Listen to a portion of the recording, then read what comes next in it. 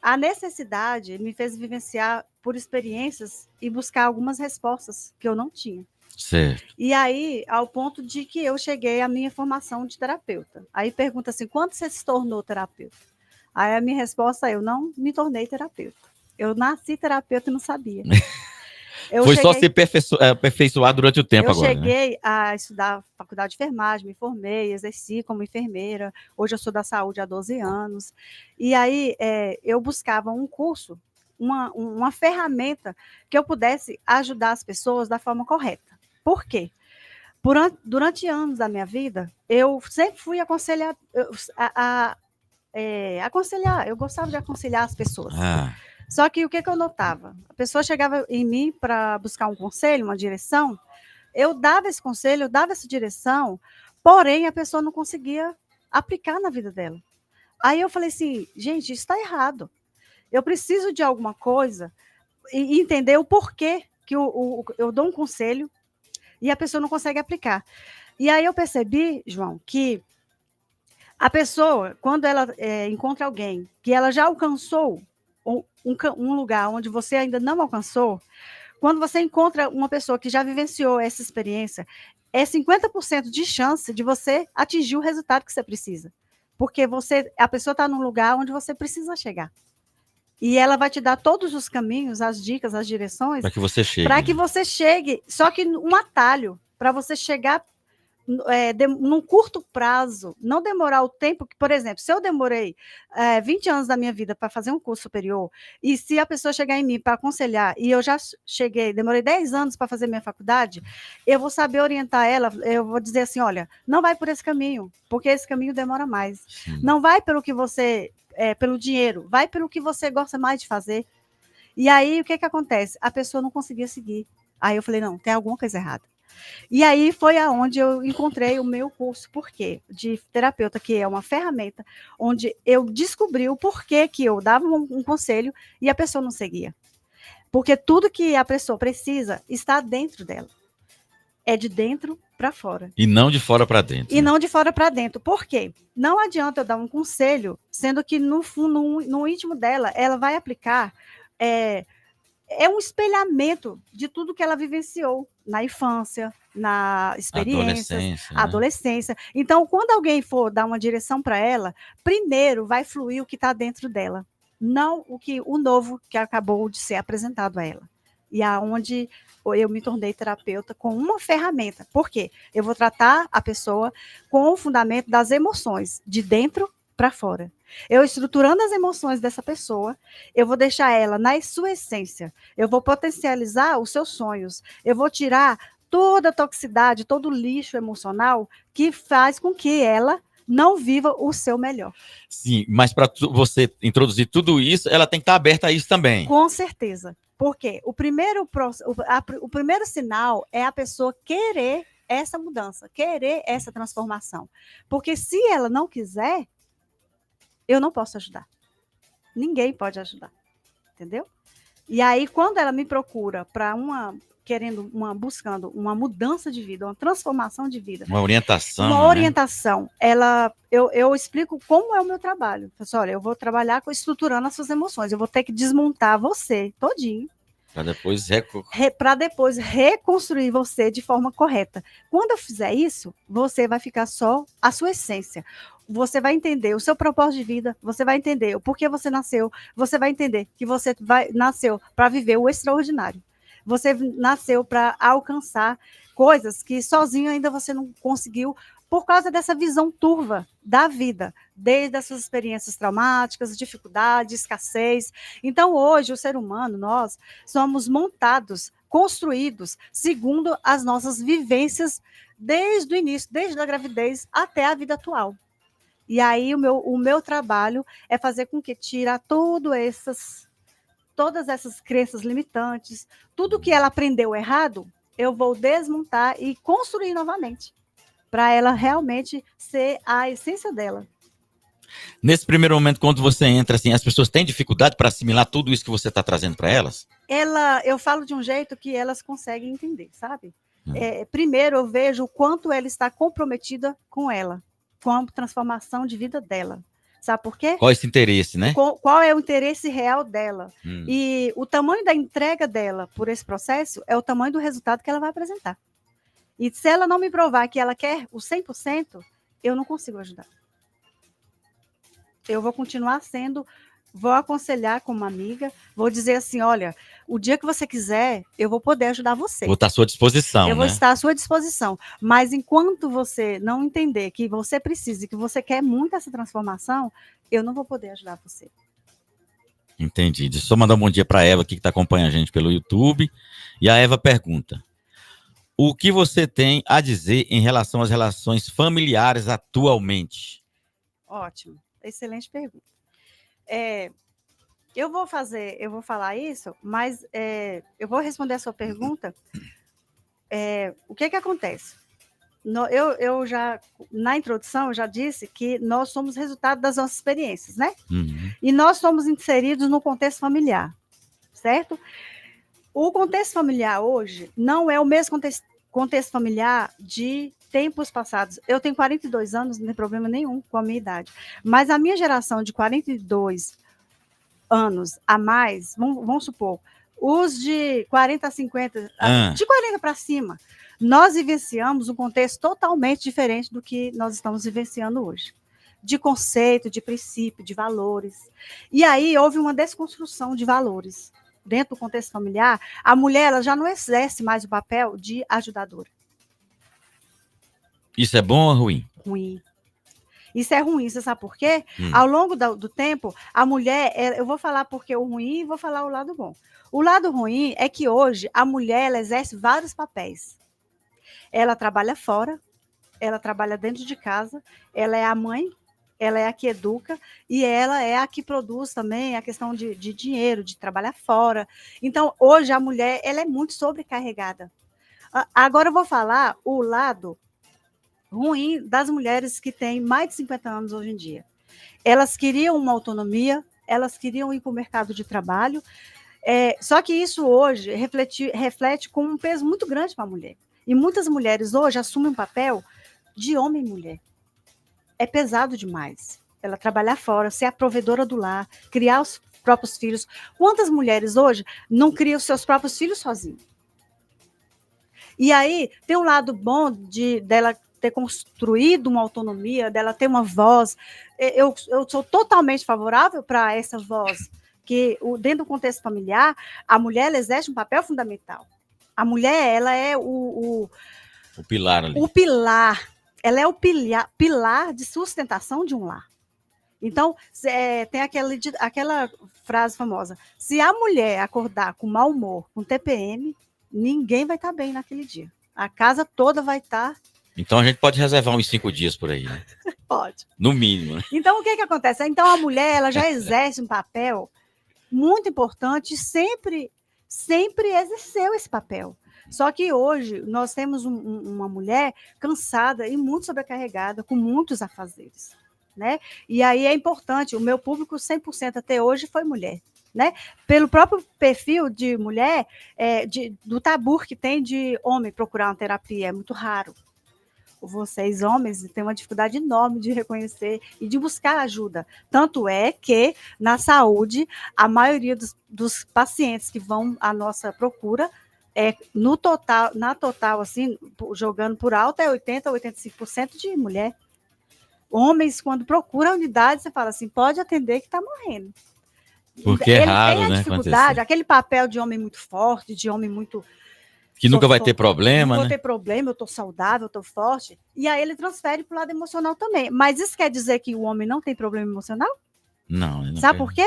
Porque o papel da mulher, o papel que a mulher exerce hoje, ela, de certa forma, ela fragilizou o homem no sentido de que, assim, a mulher, ela é empoderada, ela tem voz, ela ganha, em muitos casos, mais do que o homem. Então, o homem ele foi perdendo um pouco o seu papel ao longo do tempo, e aí isso trouxe uma baixa autoestima. O fato do homem não procurar uma terapia ou não reconhecer, não significa que ele não tem suas dores emocionais. Cadê a autonomia do homem como cabeça da casa? Cadê a autonomia do homem como provedor de todas as contas da casa? Não existe mais. Hoje em dia é tudo compartilhado. Se vai num restaurante, o que acontece? A conta é dividida. O homem não consegue mais ser o provedor 100% dentro de um lar. Então, o papel da mulher hoje é um papel extremamente importante, com todas as suas conquistas, com todas as suas relevâncias, porém, isso trouxe um peso emocional para a mulher muito grande, que ela foi só absorvendo atribuições, e como ela se empoderou tanto, ao ponto de não compartilhar com o parceiro dela, né? E o papel da mulher na família é o pilar, é de sustentação. Se a mulher não estiver bem, não vai ser legal para a criação dos filhos. Ela vai perder um pouco, focou muito também na profissão, na conquista, faculdades, autonomia, NASA, vai para a NASA, vai cientista, todas as profissões têm a mulher. Só que assim, a gente tem que parar para pensar se até que ponto isso não está sendo um peso demais para ela. E compartilhar também com o parceiro, com mais pessoas que agregam a casa, as responsabilidades para a gente não ter uma geração de mulheres com tanta doença emocional, que a maioria das pessoas que procura hoje terapeuta, psicólogo, é mulher, na sua grande maioria. E como reflexo desse papel de tamanha importância e de muitas atribuições, as crianças. Muitas crianças com dificuldade. E aí, quando você vai ver, eu vou fazer, por exemplo, um atendimento, a mãe me procura e fala assim: eu estou com um problema com a minha filha, me ajuda. Eu vou conversar com a mãe, João. A criança, ela só quer um pouco mais de presença da de mãe, atenção, do pai, né? de atenção. Então, a criança, ela quer aquele acompanhar nas atividades, o levar para a escola, que é raro. Eu levo minhas filhas para a escola, mas eu não consigo pegar, por causa do meu trabalho. Né? Hoje eu me divido em várias pessoas. Eu sou mãe de 3 filhos, eu sou terapeuta, atendo online à noite, porque a maioria das pessoas não podem de dia, e eu também estou trabalhando em outra função durante o dia. Então, eu me divido em vários pedacinhos. Então, como estão minhas emoções? Para eu dar conta de mim mesma, as minhas emoções têm que estar muito estruturadas. Bem equilibrada, né? Estruturada, muito bem equilibrada. E quando eu sentir que está demais, eu tenho que pisar no freio e falar: não, peraí, eu preciso de 1 hora para mim. Eu preciso saber e desacelerar um pouco. Vamos respirar um pouquinho. Aí a gente vai e respira e a gente vai e reorganiza. O tempo todo a gente tem que estar reorganizando a nossa rotina. Hein, mas só para voltar aqui lá naquela primeira pergunta aqui da Eva, as relações familiares atualmente. Então, todas essas mudanças vêm desse empoderamento da mulher, que de certa forma foi importante, porque foi uma transformação, mas de certa forma causou um desequilíbrio, é mais ou menos isso, e também é aquela autonomia que o homem tinha e não passou a ter mais devido a todo um contexto de mudança da sociedade. Isso aí mesmo. Criou todo esse, de certa forma, um certo desequilíbrio. Esse desequilíbrio, ele é fruto dessa mudança, desse empoderamento total. Só que, assim, a gente sabe que a psicologia ela é antiga. Então, não que a mulher dos anos 60 para trás, né, que veio a revolução, o feminismo, aquela coisa toda, não que a mulher não tinha as suas dores, as suas dificuldades emocionais. Só que, na década de 60 para trás, a mulher era totalmente submissa, dentro do contexto familiar, do marido.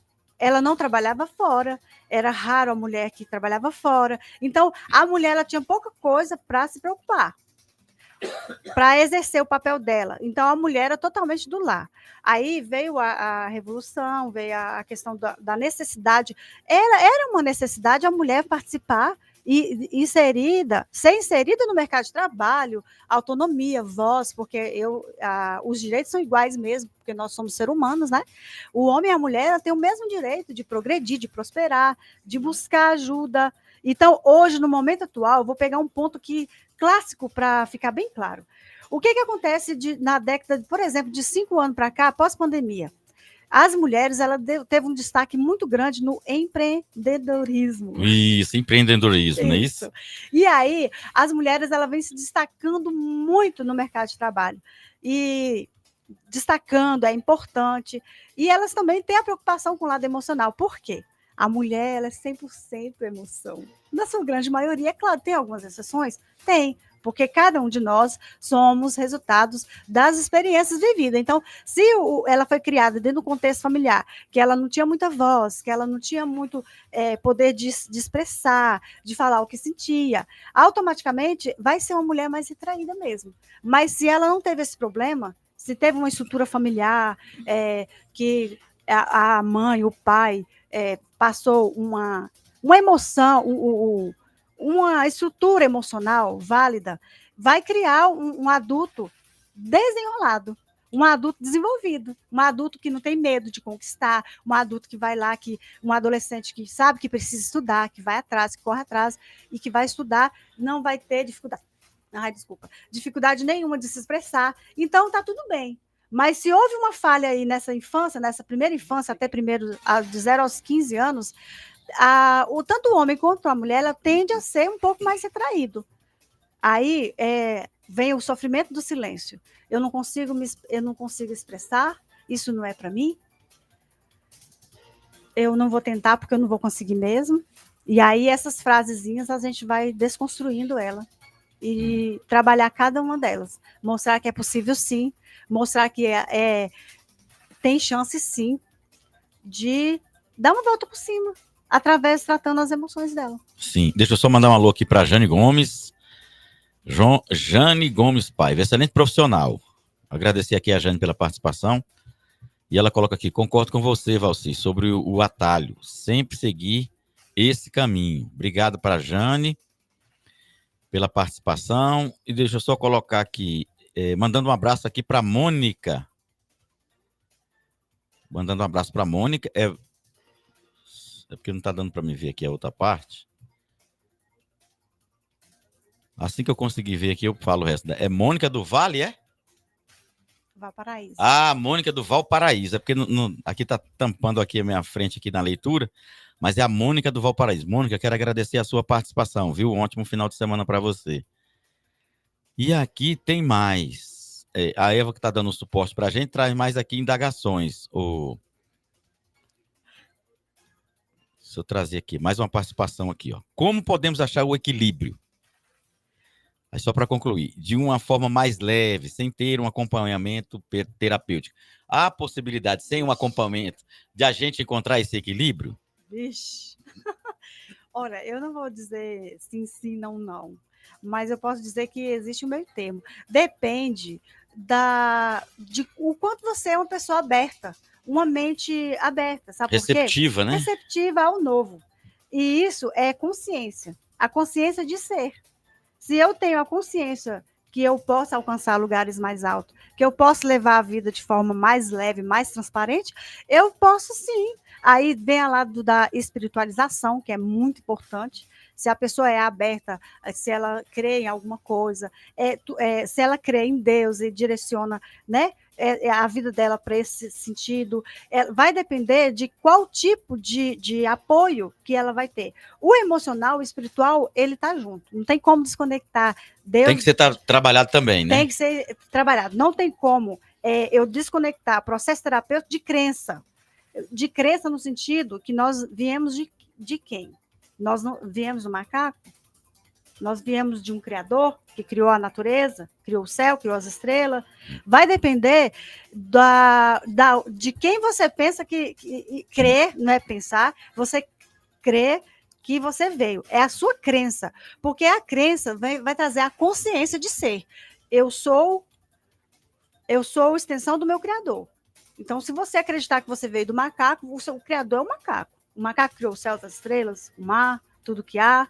Ele vai acreditar que Deus criou os céus, as estrelas, o mar. Então, se eu acreditar que foi Deus que me criou, então eu sou fruto de Deus, eu sou uma extensão do Criador.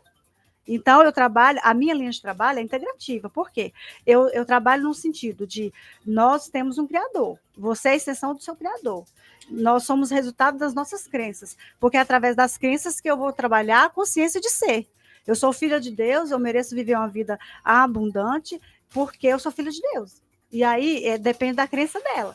Se for cética e não acreditar, se ela acreditar que o Buda que criou ela, eu vou trabalhar com ela nesse sentido. Mas a crença dela não vai mudar. Ela que é a crença dela, porque através da crença vem a consciência de ser. Eu, até hoje, graças a Deus, eu sempre trabalhei com pessoas que acreditou que ela é criada por Deus. Tudo que foi criado por Deus. E através das nossas palavras. Tudo que existe e está inserido no nosso contexto de vida, ela foi criada. Alguém pensou nesse microfone para ele ser criado. E aí, para alguém pensar no microfone, ele usou a imaginação. A nossa imaginação, ela é infinita. Então, da onde veio essa imaginação? Da onde veio? Tudo que existe ao nosso redor, alguém pensou primeiro. Alguém pensou e falou, olha, eu vou criar alguma coisa para potencializar o som. Aí criou o microfone. O microfone nasceu assim. Alguém pensou no microfone. Alguém disse assim, eu vou criar isso. Por exemplo, o menor versículo da Bíblia, qual é? Você sabe? Menor? O menor. Não. Haja luz. E houve luz. Mas o versículo menor é assim, haja luz.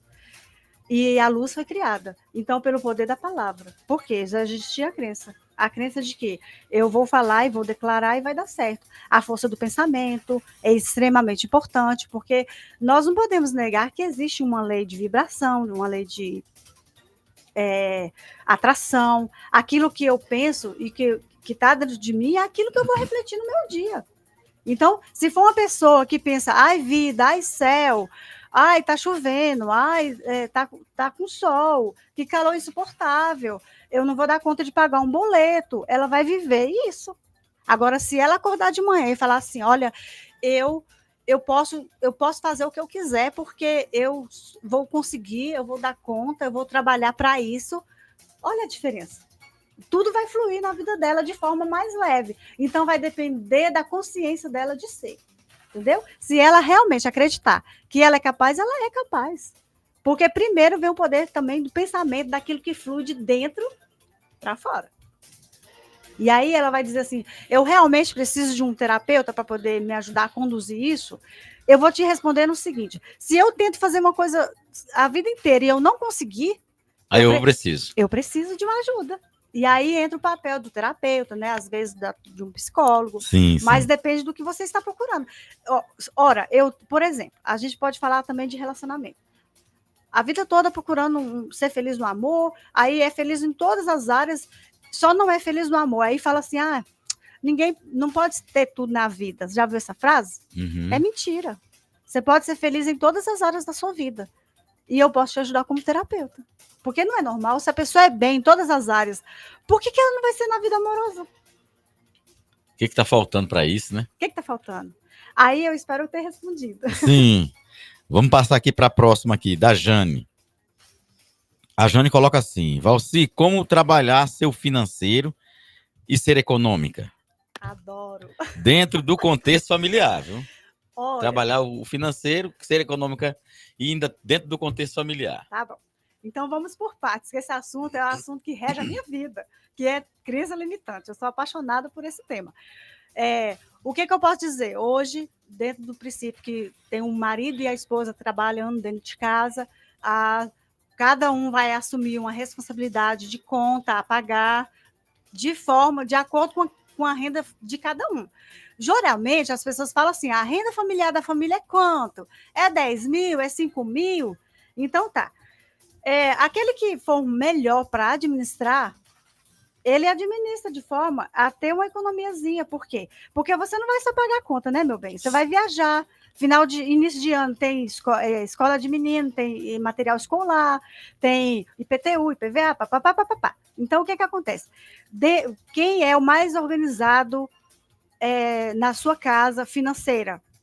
Ponto. O mais organizado vai ter que administrar esse dinheiro. Aí, ela falou o quê aí?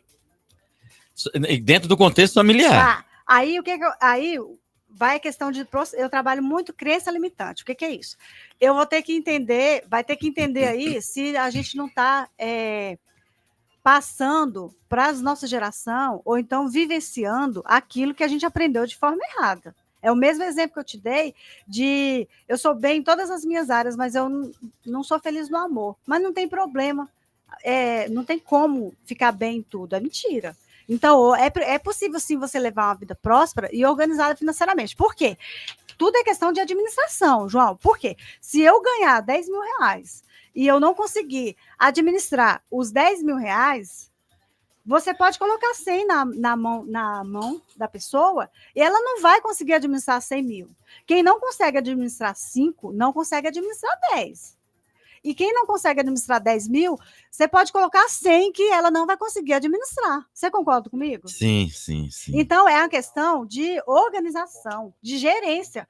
Você tem que saber gerir, você precisa saber o mínimo de educação financeira familiar. Então, ora, eu estou gastando demais com uma coisa que não precisa. Eu estou comprando uma calça de R$800. Ora, qual é o problema de você comprar uma calça de R$800? Nenhum, se você tiver o dinheiro para pagar à vista e não for tirar, comprometer outras partes, comprometer outras partes, não for tirar do seu orçamento, comprometer uma viagem. Aí eu posso comprar uma calça de 800 e talvez eu possa comprar uma de 100, uma de 150, que eu vou poder me investir. Eu vou poder ir para qualquer lugar que uma calça de R$800 vai me levar também. Entendeu? Então, é gerência. Você vai conseguir administrar suas finanças de uma forma que vai adequar você através do planejamento. Por quê? Se eu não planejar os meus gastos com o que entra, o que pode tirar e o que vai para uma caixa de reserva, você vai ter que viver escravo do seu salário. O tempo todo. O tempo todo. Mas deixa eu só te levantar uma questão aqui que ela coloca no contexto familiar, porque uma coisa é a gente sozinho. Aí entra o contexto, aí você tem um filho que precisa disso. É uma situação que surgiu. Que aí eu tô trazendo essa questão do contexto familiar, que muitas vezes a gente tem até vontade, né? Sim. Então, eu vou fazer uma reservazinha ali, mas quando é fé, o filho precisou, tem que comprar o material, o uniforme. Sim. É algo extra que surgiu. E aí? Mas eu falei para você que a gente vai ver quanto é a sua renda familiar. Renda familiar é o quê? É a renda do esposo e da esposa. É 10 mil. Dentro desses 10 mil, eu tenho que tirar todos os meus gastos, ter um caixa de reserva, e se eu tiver do caixa de reserva, vai sair todas essas questões extras. Tá. Inclusive uma viagem, por exemplo. Como é que você fala assim, do nada, vou viajar para a praia com uma família de 10 pessoas? Do nada. Não, você tem que planejar. Foi o que eu falei de planejamento. Sim, olha, sim. Eu recebo 5 mil, certo? Esses 5 mil, eu preciso deixar no mínimo R$1.000 de caixa. R$1.000 de caixa, por quê? Ainda vem a virada do ano, que você compra um monte de coisa no Natal, no Ano Novo, e vira o ano, tem material escolar. As contas no início do ano, todas, né? Mas aí você tem, através do planejamento. Se você não planejar, você vai entrar o ano e sair um ano endividado, pagando sua conta, boleto. Entendeu? Agora, se você for uma pessoa organizada, que planeja seus gastos maiores, eu, por exemplo, eu posso falar com orgulho, por quê? Eu nunca entrei, eu tenho 12 anos de serviço público, eu nunca entrei em cheque especial.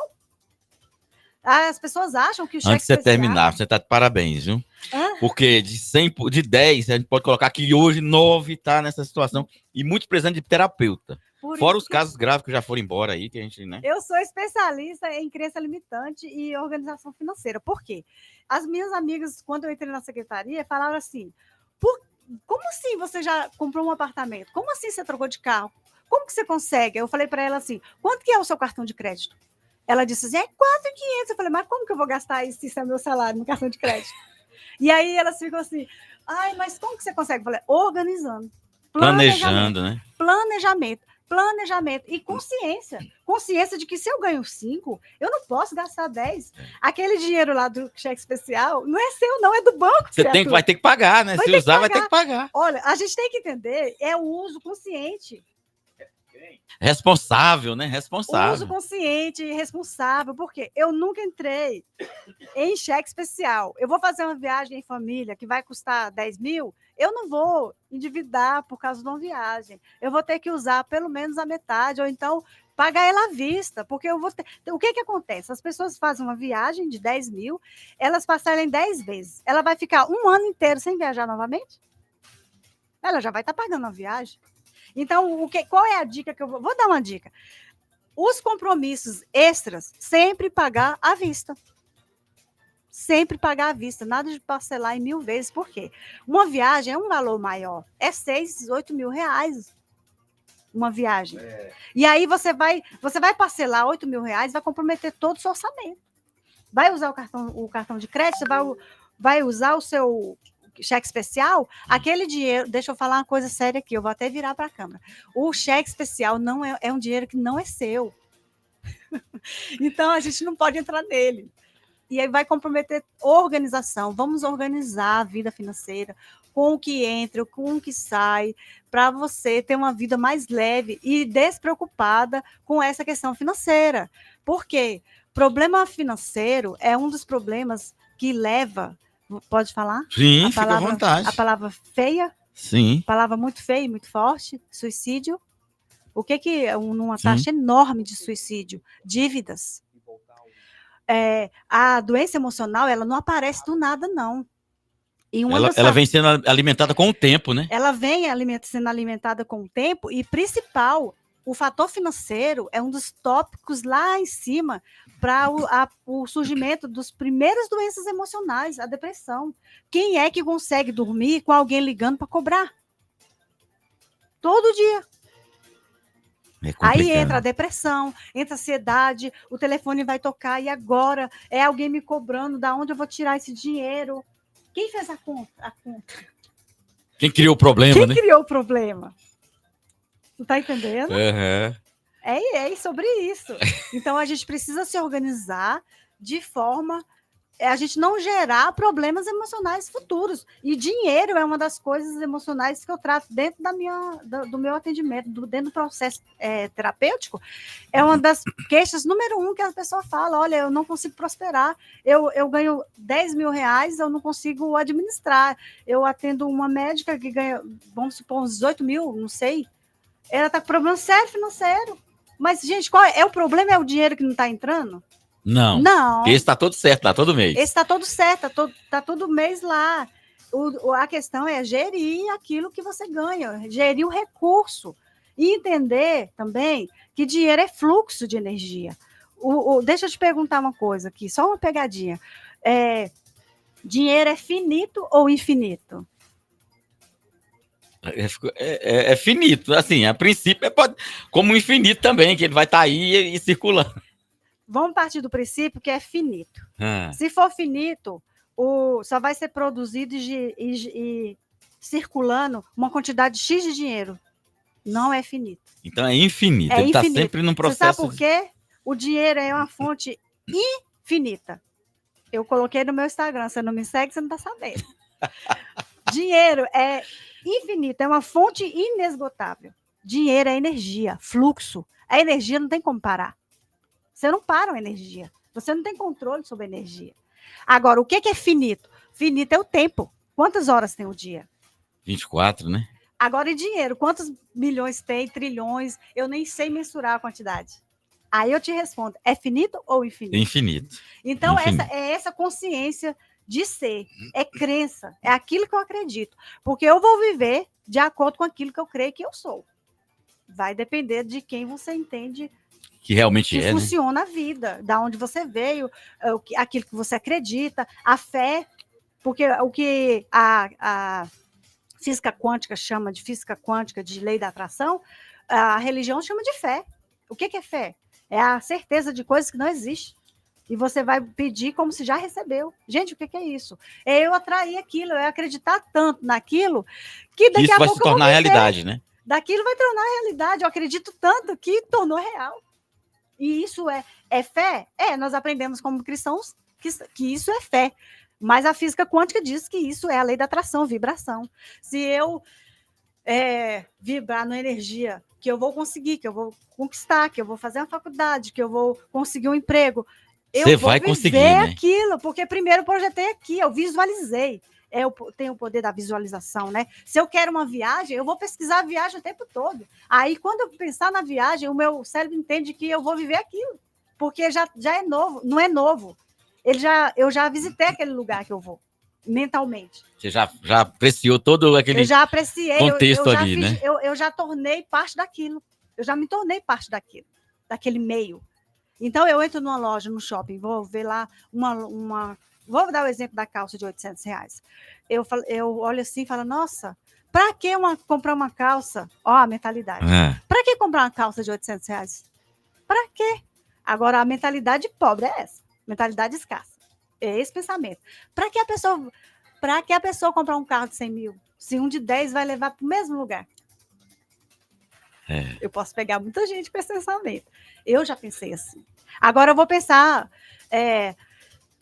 vou dar um outro exemplo, que a pessoa não vai estar vibrando na pobreza e na escassez. Eu vi uma calça de R$800. Eu vou dizer, nossa, que calça bonita. O material deve ser muito confortável. Não vou levar agora porque, né, eu tenho outras prioridades. Eu tenho outras prioridades. Entendeu? Aí fala assim, carro. O carro é R$100 mil. Aí passa um carro R$100 mil, aí a pessoa que ela está vibrando na riqueza, na abundância, na prosperidade, ela vai dizer assim, nossa, que carro maravilhoso, eu vou ter um desse um dia. Aí você difere o que é uma mente escassa e uma mente que não é escassa. É aquilo que você vê e é a concepção que você tem daquilo. É a questão de dinheiro, a questão de prosperidade, a questão de riqueza. Eu posso dar esses 2 exemplos, eu espero que tenha ficado bem claro. Não, tá bom. Deixa eu só trazer aqui as pessoas que estão aqui, mandaram, pra gente não perder aqui. A Janina coloca aqui assim, ó. Como ter equilíbrio emocional? Essa é uma situação, lembra aí. A Eva traz, o que você me diz a respeito das mães de crianças com necessidades especiais? Né? E só continuando aqui. Tem um grupo de mães internacional nos acompanhando. Parabéns. Agradecer esse grupo de mães aí que está nos acompanhando. Tá bom? Obrigado aí. E eu quero pedir aí, pessoal, gentilmente, para você que está acompanhando pela primeira vez, se você não é inscrito no nosso canal, se inscreva no nosso canal e ajude a divulgar aqui a entrevista com a Valci, que é importante. Diga lá. Eu só preciso da segunda pergunta. A segunda é essa aqui. O que você me diz a respeito das mães de crianças com necessidades especiais? Isso. E aí, só para a gente fechar aqui, a Maria de Jesus está mandando um bom dia. Bom dia. Muito obrigado, Maria. Obrigado aí pela participação, né? E que mais aqui? Aqui é seu e-mail, é? @Valci Damasceno é o quê? Isso, é o Instagram. Instagram. Então, você quer acompanhar a Valci Damasceno, o e-mail é... que e-mail? O Instagram, @Valci _Damasceno, não é isso? Isso. Eu vou falar um pouquinho sobre o que tem lá. Tá bom, vai ter tempo. Vamos entrar nessas questões aí. Tá. Então tá. Vamos lá. Como ter emoções ter equilíbrio emocional. Então, eu já falei um pouco, né? Como que eu vou buscar esse equilíbrio emocional? É a consciência de que entender como você está. Se você estiver aberta mentalmente para um processo de mudança, você vai buscar coisas, você vai buscar pessoas que vai trazer um pouco de resposta em relação ao seu equilíbrio emocional. Agora, se eu ficar vendo um jornal de tragédia o tempo todo, se eu ficar vendo morte o tempo todo, se eu estiver vendo escassez o tempo todo, isso não vai contribuir para o meu equilíbrio emocional. Vai piorar, porque eu vou refletir isso no meu dia a dia. Eu vou mentalizar isso o tempo todo. Então, é você buscar coisas que vai contribuir para o seu processo, para aquilo que você está buscando. Ora, se eu quero ir uma viagem internacional e eu ficar focado o tempo todo nas necessidades, na pobreza, de gente que está passando fome, de fulano que perdeu a vida, não sei o quê, enchendo a minha vida, meu mente consciente e inconsciente de lixo emocional, eu não vou conseguir meus objetivos. Então, eu vou planejar para que, se eu quero, por exemplo, fazer a reforma de uma casa, eu vou ficar pesquisando coisas sobre reforma de casa, escutar pessoas que já fez reforma de casa, para ela ter uma noção do que ela vai buscar e o que ela vai vivenciar para ela conseguir um objetivo. Se o seu objetivo é uma vida emocional equilibrada, você vai seguir quem no Instagram? Você vai seguir esse terapeuta, você vai seguir psicólogo, você vai seguir neurologista, porque neurociência. A neurociência fala o tempo todo de mente, fala o tempo todo de equilíbrio emocional. Então, é isso que tem que nortear a sua vida. Agora, se eu quero equilíbrio emocional e não estou buscando essas coisas, eu estou desvinculando aquilo que eu preciso aquilo que eu estou buscando com aquilo que eu estou vendo. Então, eu tenho que buscar e vivenciar. Se eu quero um alvo, eu tenho que ver, eu tenho que pensar, eu tenho que planejar de acordo com aquilo que eu estou buscando. Você quer uma vida equilibrada, emocional? Primeiro, você vai seguir pessoas que vão te ajudar nesse processo. Você não vai ficar perdida em coisas que não vai te contribuir, entendeu? Agora, mães especiais, para falar um pouquinho sobre a dificuldade de mães especiais. Hoje a gente tem um contexto das grande desafio que é a mãe de um especial. E, infelizmente, ela disse bem, destacou mãe aqui, porque diante de um contexto familiar, a mãe ela está presente e ela que leva para a escola, é ela que leva para consulta, Sim, sim. é ela que vai buscar ajuda das terapias, é ela que vai ter que correr atrás, não adianta. Hoje, infelizmente, até hoje, o homem tem aquele papel que ele não pode faltar no emprego. O menino tem a consulta, quem vai faltar no emprego? É a mulher. Infelizmente, é a mulher.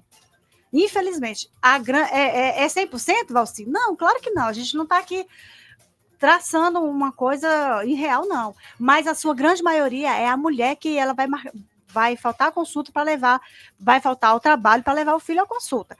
Então, a mãe de criança especial hoje, ela está naquele modelo que eu falei para ti no início. Ela está sobrecarregada. Ela está com problemas emocionais, sabe por quê? Porque ela teve que lidar com o luto de aceitar um diagnóstico. E aceitar um diagnóstico de criança especial não é fácil. Toda a família é mobilizada. Geralmente, o pai não aceita que a criança seja diagnosticada com um novo, a não ser que entre aquela questão que a criança já nasceu, né, com uma dificuldade. Mas eu acredito que a pergunta da Jane aqui é para eu expor como que está a saúde emocional de uma mãe de criança especial. Está ruim. Tá ruim porque ela já tem o peso de todos os afazeres, ela já tem outros filhos, e além de ter outros filhos, ela se divide no que precisa de ajuda na tarefa, numa que precisa de um fono, de um terapeuta ocupacional, ela precisa faltar o trabalho para levar ela tem mais 2 para acompanhar, para buscar na escola, então ela está muito dividida e sobrecarregada, e precisa de ajuda e de apoio emocional, sim, as mães de criança especial. E deixa eu te perguntar com relação a isso. E quando entra nessa questão de a mãe não querer aceitar, como é que a gente pode quebrar isso? Ajuda mesmo terapêutica. Por quê? Porque quando se tem... quando é novo, tudo que é novo, ela tende a ser difícil. E tem a dificuldade de entender. A gente passa pelo processo do luto. Quando um diagnóstico chega de uma doença que não estava acostumada e nem habituada. Então, é o mesmo processo que a gente enfrenta quando perde alguém. Primeiro, eu não aceito, eu rejeito, e aí depois, com o tempo, vai a questão da aceitação. Enquanto eu não aceitar o diagnóstico, eu não vou procurar ajuda. Enquanto eu não aceitar o diagnóstico, eu não vou procurar ajuda. Vai estar achando que está tudo normal. Vai estar tudo bem. Quando eu passo pelo processo do luto mesmo, que é não aceitar, e não é verdade, eu vou procurar um outro especialista para ver se vai tirar o diagnóstico. Não vai tirar o diagnóstico. Uma vez que o médico deu um diagnóstico para uma criança, vamos supor, criança autista, por exemplo, o médico deu um diagnóstico de criança autista. Nenhum outro médico vai tirar esse diagnóstico dele. Nenhum outro médico. Ele tem o diagnóstico pronto. Mas o processo é lento, a dificuldade é porque, infelizmente, geralmente, ou a mãe não aceita, ou o pai não aceita, ou nenhum dos dois aceitam. Aí, geralmente, como a mulher é muito emocional e ela é mãe, ela tá, aquele instinto maternal, ela não é muito forte na mulher, ela, aos poucos, ela vai absorvendo e entendendo que realmente passa a olhar com outro olhar para a criança, e aí ela percebe, sim, eu preciso ajudar meu filho. Ele tem só a mim como suporte, até que outras pessoas entendam e ajude, dê esse suporte emocional, apoio no sentido de amparo, sabe? Rede de apoio. Então, quando não se tem uma rede de apoio, as emoções da mulher realmente ficam desequilibradas mesmo. Precisa buscar ajuda. É necessário, né? Se faz necessário. Mandando um alô aqui para Neuma Nogueira, minha terapeuta linda. Obrigado, Neuma. Bom dia aqui para a Aldeísa, que está acompanhando a gente também lá no Valparaíso. A Neuma coloca aqui. Nelma, né? Coloca aqui. Como essa linda me ajudou a sair do fundo do poço. Profissional de excelência. Obrigado, Nelma.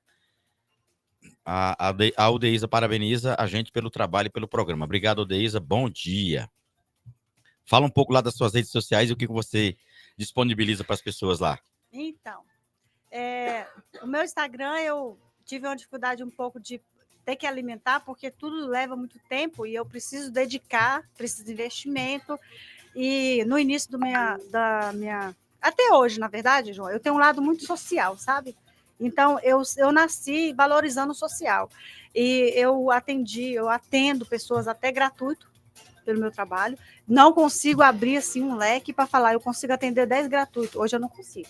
Mas eu analiso cada caso, o que eu faço? Eu marco uma sessão online, eu atendo online, e aí nessa sessão online eu vou entender o processo, eu vou traçar o perfil da pessoa, e aí eu vou pegar e ver o quanto ela está comprometida com esse processo, e a condição da pessoa. Se eu ver realmente que ela não tem condição e que ela precisa de um socorro, porque às vezes um terapeuta é uma mão que vai tirar a pessoa do fundo do poço, de verdade. E aí a gente analisa e eu consigo inseri-la dentro do processo terapêutico, acompanhando ela. Geralmente eu levo de 4 a 5, 6 meses no máximo para eu aplicar todo o tratamento. Né? Aí o que acontece? A minha rede social hoje ela tem vários vídeos curtos que vai fazer a pessoa parar para pensar sobre aquele assunto. Não é o expert 2 horas, não. Tem algumas lives, mais pouco. Mas o que é o meu propósito no Instagram? É vídeos curtos, só para poder fazer ela virar a chave e, às vezes, entender que ela precisa de ajuda. Entendeu? Convencê-la que ela precisa de mais de algo ali, né? Por exemplo, eu falei o bombom, síndrome de Gabriela. Eu nasci assim, vou viver assim, vou morrer assim. Aí eu falo lá, será que você precisa mesmo morrer assim? Você tá entendendo? Uhum. Eu só deixo os insights para a pessoa falar, cara, eu sou assim mesmo, mas eu não quero ser assim não, e tem jeito. Vou mudar. Vou mudar. E aí eu tô aqui para isso, para ajudar ela a sair desse processo, de achar que não vai dar certo, de achar que vai morrer assim mesmo, entendeu? Quando você fala Quando fala dessa questão do o que a gente está passando hoje, sim, vou te trazer aqui situações. Hoje, qualquer coisinha, as pessoas, dependendo do olhar, dependendo da discussão, do trânsito, já estão se matando. Sim. Isso é porque essa sociedade está precisando de saúde mesmo, é questão do equilíbrio em si.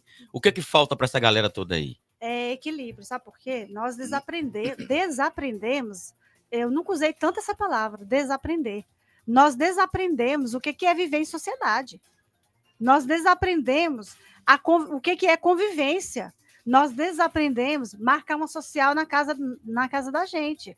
Cada um fundado com sua rede social, cada um com o celular na mão. O que a gente vê nos restaurantes? Cada um com o celular na mão. Gente, peraí.